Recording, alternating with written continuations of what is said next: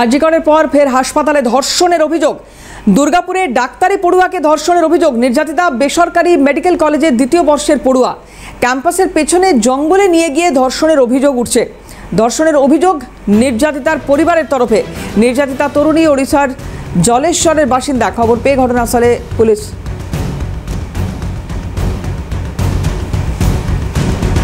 নির্যাতিতার মা বাবা কি বলছেন শুনবো।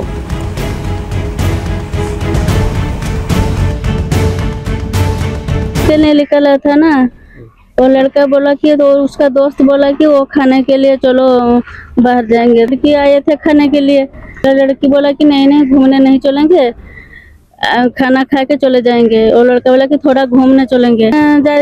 गए थे बाहर, गेट के बाहर वो लड़का 3 लोग को आके पीछा किया।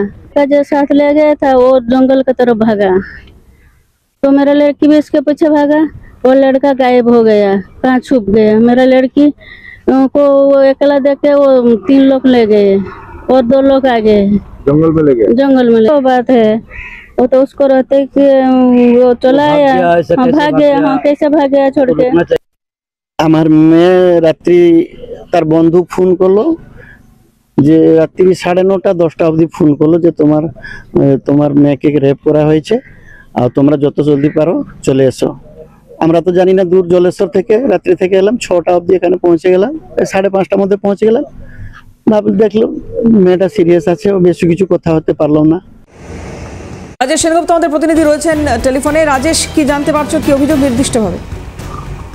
দেখো, এখনো পর্যন্ত যে অভিযোগটা আসছে সেটা হচ্ছে গতকাল এই নির্যাতিতা যিনি ডাক্তারি পড়ুয়া থেকে সে হচ্ছে উড়িষ্যার জলেশ্বরে থাকে এবং তাকে একজন নিয়ে যান বাইরে এবং তাকে ঘোরানোর নাম করে নিয়ে যান। এরপরেই কিন্তু দেখা যায় যে কলেজ রয়েছে, যে বেসরকারি কলেজ রয়েছে দুর্গাপুরে, যে শোভাপুরের কাছে, সে বেসরকারি কলেজ থেকে প্রায় 1 কিলোমিটার দূরে নিয়ে যায় এবং তারপরে দুষ্কৃতীরা নাকি তাকে ধরে ফেলার পর তাকে গণধর্ষণের যে অভিযোগ, সেই অভিযোগটা কিন্তু উঠছে এবং এরপরেই কিন্তু তাকে হাসপাতালে নিয়ে আসা হয়। অর্থাৎ যে শোভাপুর হাসপাতালে মেডিকেল কলেজে সে পড়াশোনা করতো, 2য় বর্ষের ছাত্রী ছিলেন, এবার তাকে নিয়ে আসা হয় এবং হাসপাতালে ভর্তি রাখা হয়েছে।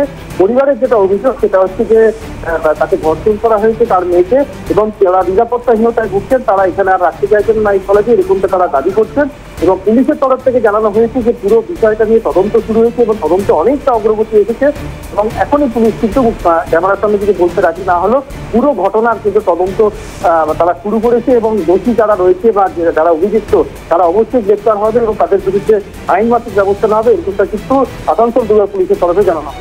ধন্যবাদ রাজেশ।